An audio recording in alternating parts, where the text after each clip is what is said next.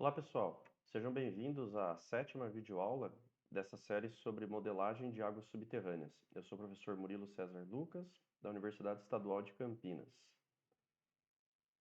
Na videoaula passada, nós definimos as propriedades do aquífero, a condutividade hidráulica na direção X, Y e na direção Z, e também definimos o armazenamento específico do nosso aquífero livre. Agora, o objetivo dessa videoaula é definir as condições de contorno.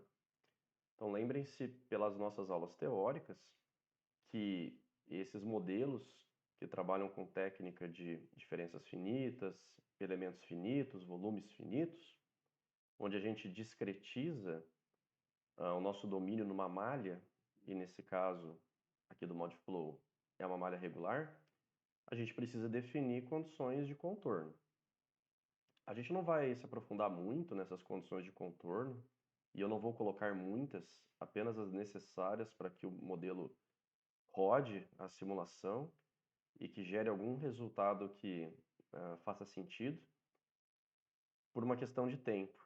Mas nós poderíamos nos aprofundar bastante nas condições de contorno, e quanto mais detalhes nessas condições de contorno fossem dadas, mais fiel seria o resultado das nossas simulações ao que acontece na realidade, no aquífero.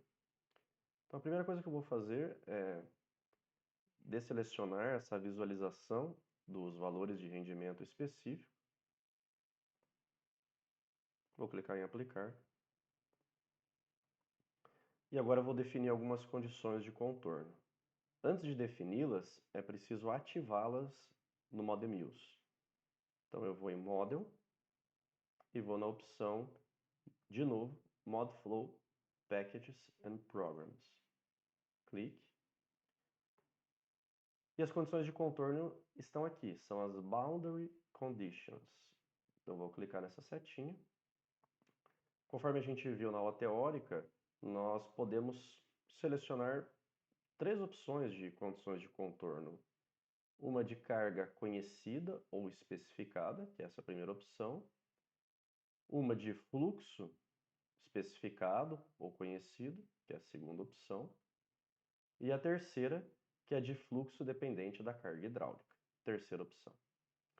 A primeira opção é tecnicamente chamada de condição do primeiro tipo, ou condição de Dirichlet. A segunda condição é de segundo tipo, ou condição de Neumann. E a terceira é a condição de terceiro tipo, ou de Cauchy. Um comentário que eu quero fazer antes da gente ativar essas condições de contorno é que, por padrão, o ModFlow ele seleciona ou especifica ao longo do contorno aqui do nosso domínio uma condição de segundo tipo, uma condição de fluxo conhecido. Mas não é bem uma condição de fluxo conhecido, porque é um caso particular da condição de segundo tipo que ele vem por fábrica. É uma condição de fluxo zero. Talvez isso possa soar um pouco estranho para quem não está habituado com modelagem usando esses métodos numéricos, mas uma condição de fluxo nulo ou fluxo zero é uma condição especial do segundo tipo, condição de Neumann. Então ele já vem especificando que o fluxo é nulo através do contorno, ou seja, aqui nos limites da minha malha de diferenças finitas. O que a gente vai fazer aqui é selecionar uma condição do primeiro tipo, uma condição de carga hidráulica conhecida. Para que o ModFlow rode, para que ele funcione, nós devemos especificar pelo menos em uma célula domínio, uma condição de primeiro tipo. Então eu vou clicar aqui em CHD, Time, Variant Specific Head Package, e vou clicar OK. Ele mostrou aquela mensagem para a gente definir o período transiente da simulação. Nós vamos fazer isso depois. Vou clicar em OK. E agora está habilitado para a gente estabelecer uma condição de contorno do primeiro tipo. As condições de primeiro tipo no Model Muse, elas são colocadas utilizando linhas ou polígonos. Então a gente pode utilizar uma polyline, por exemplo, ou um polygon. Para a gente criar essa polyline, essa linha, basta clicar nesse botão aqui, esse botão de atalho, Create Polyline Object. Aqui é onde eu estou com o mouse em cima. Eu vou clicar. E a gente poderia então estabelecer alguma região dessa bacia com essa condição de contorno. Para simplificação, para que a gente não se aprofunde além do necessário nessa disciplina de graduação, eu vou estabelecer uma única célula como sendo uma célula de carga hidráulica conhecida. Especificamente a célula que abrange o exultório da minha bacia, o ponto de descarga do rio, do Ribeirão da Onça. Bem aqui em cima. Vou voltar à tela, vou dar um zoom de novo. Observem que eu estou bem aqui. Por isso que foi importante colocar esse objeto chamado rios, né? Importar esse arquivo shapefile de rios. Então eu posso fazer um desenho clicando com o mouse. Perceba que o meu cursor ele permanece com essa ferramenta ativa. Eu estou movimentando o mouse. E eu vou terminar dando um clique bem aqui, onde finaliza essa célula. E agora eu posso dar um Enter. Ele vai abrir a janela de propriedades do objeto. Para não perder de vista onde está essa condição de contorno, eu vou colorir ela. Vou clicar em Color e vou colocar uma cor vermelha. Essa. Pronto. No nome desse objeto, eu vou colocar condição underline contorno. E eu vou colocar CHD. Aí. Para eu saber que é uma condição de primeiro tipo, onde eu vou definir a carga hidráulica. Se eu for aqui em Datasets, Required, Hydrology, ele vai aparecer todas as opções que a gente já viu na videoaula anterior. Então, nesse caso aqui, só mostrando que não deixa de ser um objeto, né, que possui propriedades. Mas a gente não vai marcar nada aqui.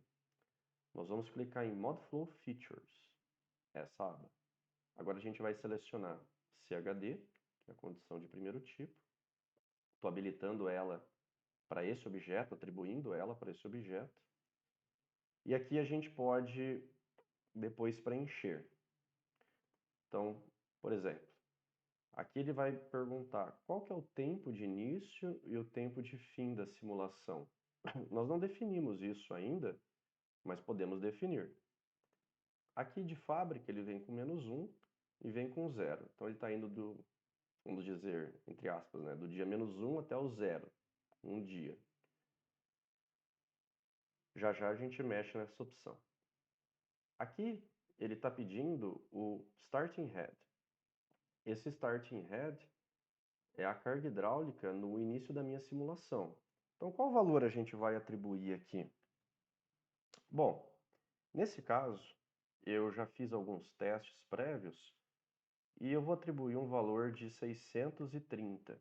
Então, estou dizendo que essa é a minha carga hidráulica no aquífero, 630 metros.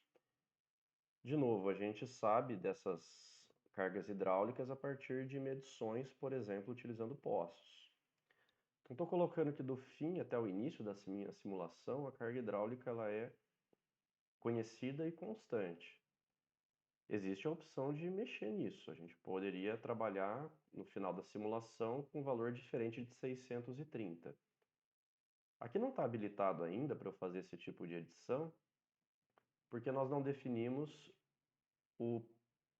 a rodada, o tempo de simulação. Então a gente pode fazer isso agora. Então vamos deixar 630 metros naquela célula. Isso, esse valor, como eu disse, leva em consideração medições de campo, conhecimento sobre a área. Vamos clicar OK. Pronto, agora eu sei que aqui está atribuída essa condição. A gente poderia colocar uma condição de contorno de carga hidráulica conhecida em outros pontos do aquífero? Poderia. Então, a gente poderia fazer outra polyline como essa, por exemplo, pegando mais células, toda essa região. Poderíamos fazer uma condição de contorno de carga hidráulica conhecida ao longo de todas as células, bem aqui na divisa, né, na borda do meu modelo, também poderia. Mas a gente não vai fazer isso aqui nessa prática. Vamos salvar. E agora vamos mexer com as configurações de tempo, rodada da simulação. Então, Model. E agora eu vou escolher a opção Mod Flow Time. E aqui eu vou aproveitar essa linha que já está habilitada, isso já vem de fábrica do modelo. E esse vai ser o meu Stress Period. O Stress Period é a rodada da simulação, é cada simulação que a gente vai rodar. Então aqui ele está atribuindo 1, chamando de 1 a primeira simulação. Eu vou colocar o meu Starting Time, 0. O final da minha simulação é o número de dias que eu quero a partir do dia 0, né, do 0. Então vamos dizer que a gente quer simular 100 dias à frente. Então, vou começar hoje, 6 de novembro de 2023, e quero rodar o meu modelo 100 dias à frente, para saber o comportamento das cargas hidráulicas no aquífero. Esses outros critérios, não vai dar tempo também de explicar tudo nessa videoaula. Por praticidade, eu vou clicar aqui em Maxi First Step Length. Vou clicar nesse F. E aqui vocês podem colocar 10. Então, eu estou definindo aqui como o número de passos de tempo, o número máximo de passos de tempo igual a 10. Vou clicar em OK. E perceba que ele vai mudar esse valor aqui na última célula. Então, número de passos de tempo igual a 10, o comprimento de cada passo de tempo é 10. Então, significa que eu estou rodando de 10 em 10 dias as minhas simulações. Eu poderia rodar de dia em dia, mas isso exigiria um maior tempo, maior esforço computacional. E também não testei essa rodada de dia em dia. Não sei se poderia dar problemas de estabilidade do modelo em função do passo de tempo que eu estou definindo e também do tamanho da malha que eu utilizei.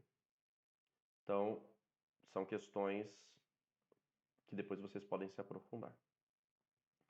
Aqui nessa opção, em vez de deixar Steady State, que seria estado estacionário, eu vou mudar para regime transiente. Pronto. Essa é uma exigência para o software rodar. Vou clicar OK. Ótimo. Agora eu vou voltar na opção de condições de contorno. A gente pode fazer isso de maneira bem prática, clicando com a seta vermelha e dando duplo clique nessa polyline. Ou, novamente, a gente pode abrir a janela de objetos. Observem que agora vai surgir uma opção que não tinha antes, que é o Mod Flow Features. Abra. E aqui vai ter a condição de contorno. Então, você pode dar 2 cliques aqui ou aqui. Duplo clique. Agora eu vou de novo na aba Mod Flow Features. E agora eu posso trocar, mas ele já fez isso automaticamente. Observa que o Starting Time já está 0, o End Time já está 100. A carga hidráulica no Starting Head já está 630. Aqui ainda preciso habilitar uma outra opção para ele permitir mudar, né, a carga hidráulica no final da simulação, mas a gente não vai mexer com isso, como eu já mencionei. nós vamos atribuir uma carga hidráulica constante do começo ao fim da simulação, de 0 a 100 dias. Clique OK. Uma outra condição de contorno que a gente pode estabelecer, de modo que o nosso modelo também não fique extremamente simplificado, é uma condição de contorno para os rios. Então, eu vou mudar aqui a cor do rio para um azul.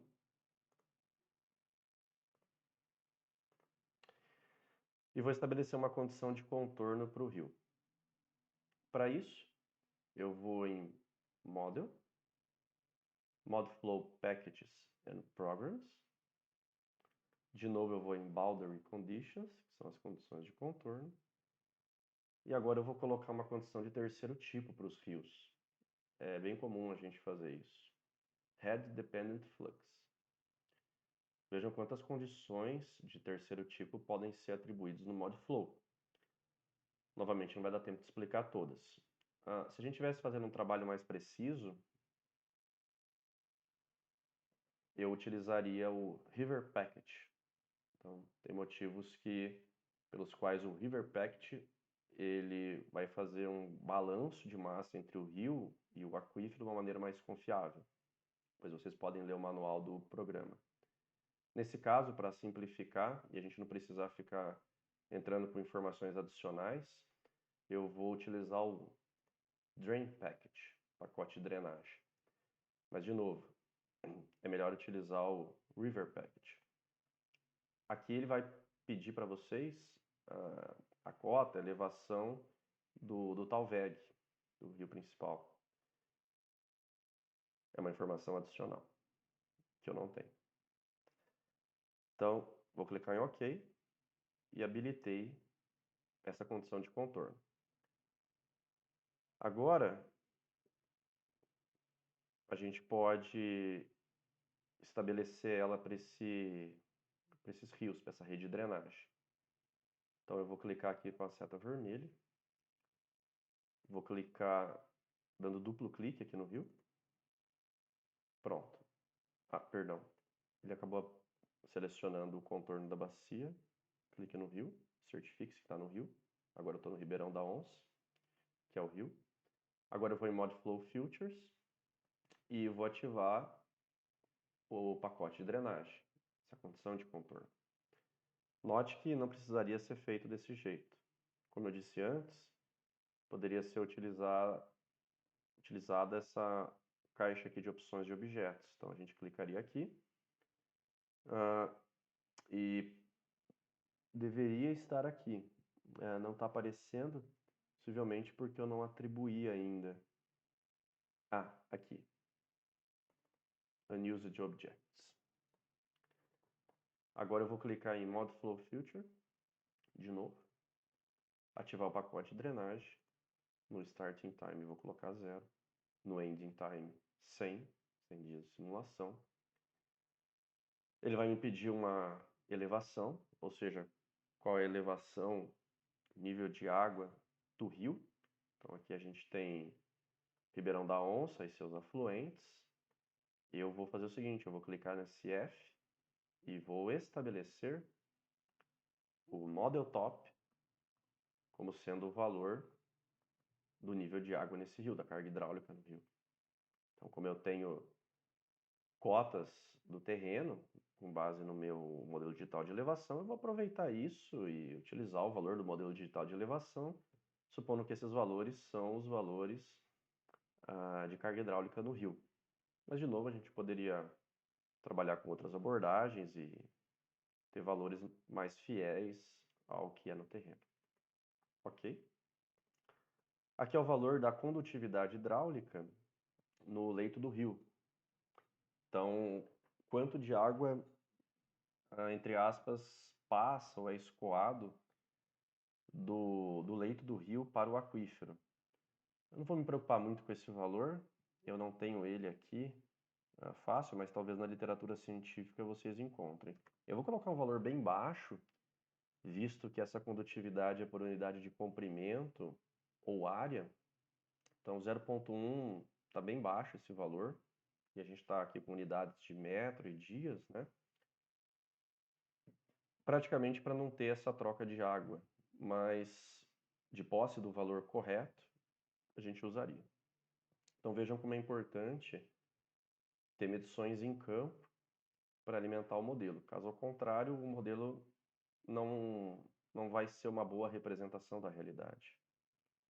Vou clicar em OK. Pronto. Essas são as duas condições de contorno que a gente vai trabalhar. Então, na próxima videoaula, nós vamos rodar esse modelo, fazer a simulação e visualizar os resultados. Obrigado, pessoal.